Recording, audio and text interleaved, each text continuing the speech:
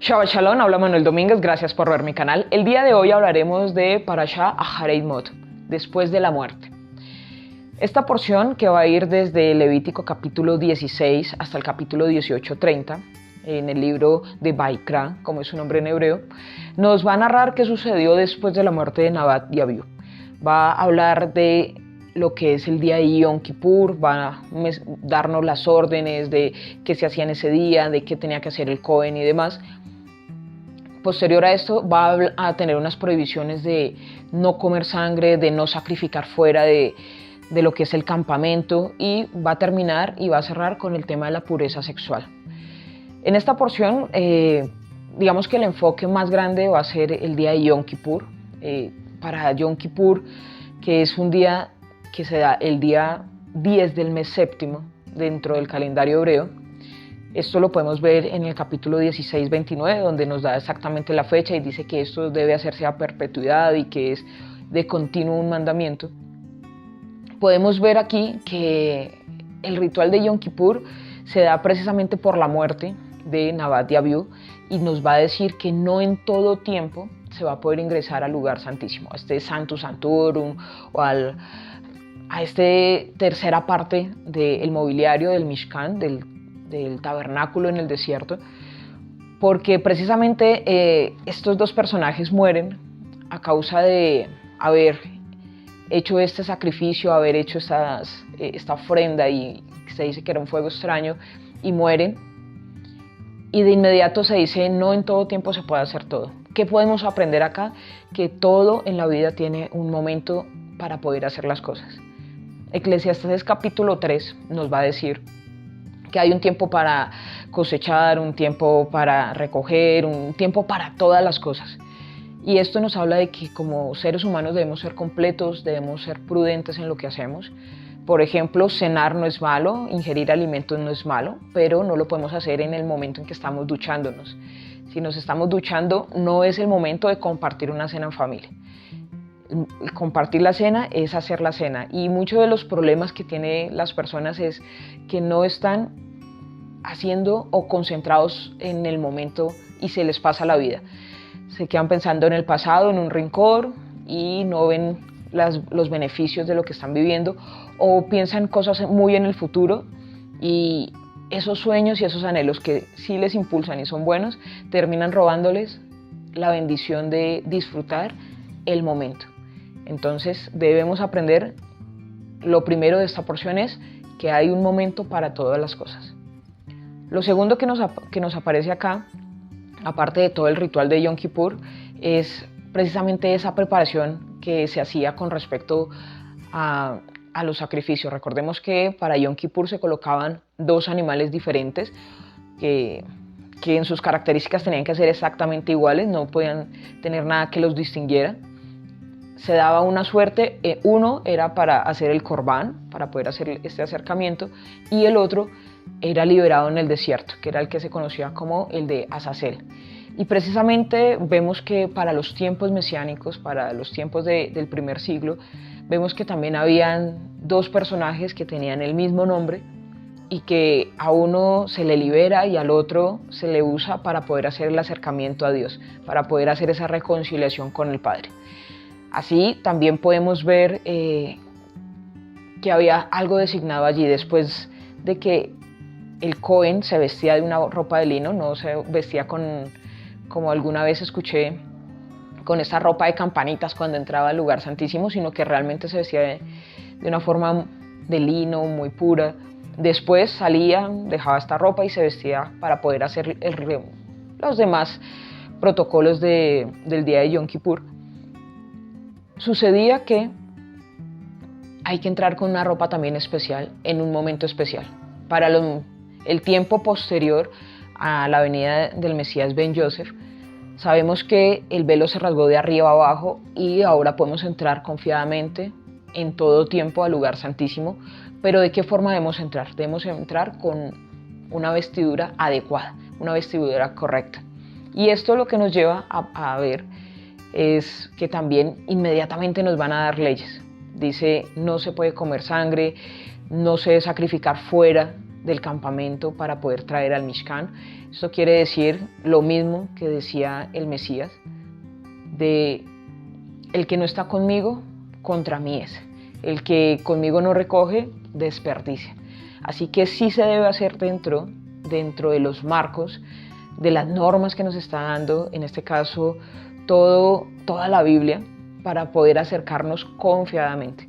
Porque de otra forma podemos morir, como lo hizo Nabat y Abiú, al no tener un acercamiento adecuado, al no estar completos. Recordemos que para estar completos tenían que estar casados. Estos dos Cohen no estaban casados y por eso eran como mitades, por decirlo de alguna manera.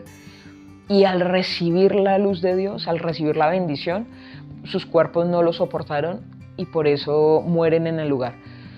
Y es muy coherente con lo que aparece acá, teniendo en cuenta que empieza diciendo después de la muerte de estos dos, termina hablando de la pureza sexual.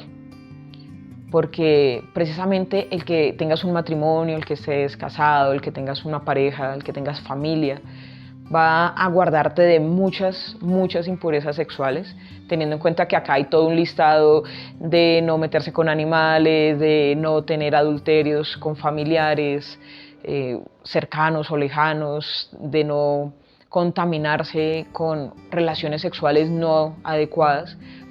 Pero también me causa la curiosidad que aparece acá de no sacrificar nuestros hijos a los demonios o a Moloch. De hecho, el no sacrificar fuera del campamento animales era precisamente para que no se sacrificaran a demonios, a ídolos, o recordemos que en ese tiempo no solamente estaba el pueblo de Israel, sino que cuando ingresaron al lugar allí de la conquista, Canaán, habían pueblos que tenían diferentes actos como el de matar a sus hijos para que la cosecha saliera mejor, para que el trigo saliera más alto y hacían cosas realmente perversas con bebés, con niños.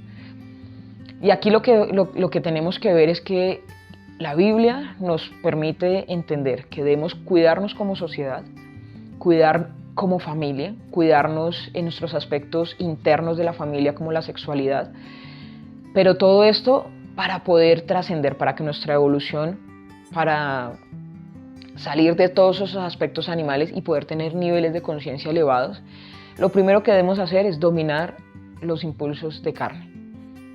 El no comer sangre porque en la sangre está la vida de la carne, porque no se puede ingerir, porque es una prohibición a nivel de las leyes cósmicas.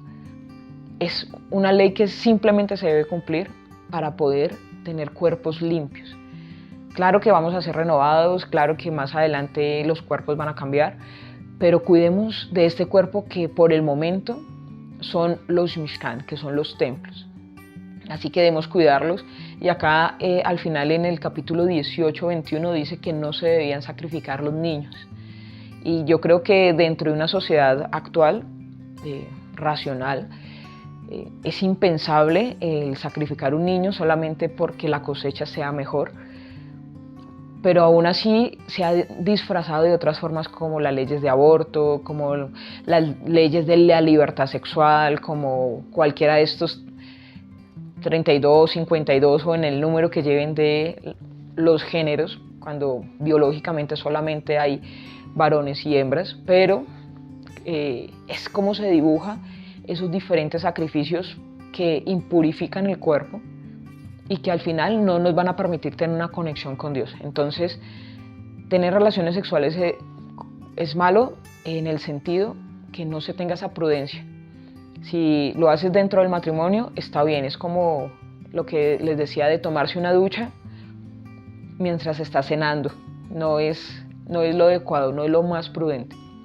Hay unos tiempos para todo, hay unos tiempos para hacer familia, hay unos tiempos para poder hacer cosas en sociedad. Y aparte de esto, tenemos que la tradición nos dice que Pinhas es la reencarnación de Nabat y Abiú. Y precisamente porque ellos eran mitades, no eran personas completas porque no estaban casados, terminan reencarnándose en una sola persona que sabemos que el sacerdote Pinhas terminó haciendo una gran corrección. y que son las familias, ahí cuando los nombra, dice que en Pinhas están las familias patriarcales de esta descendencia.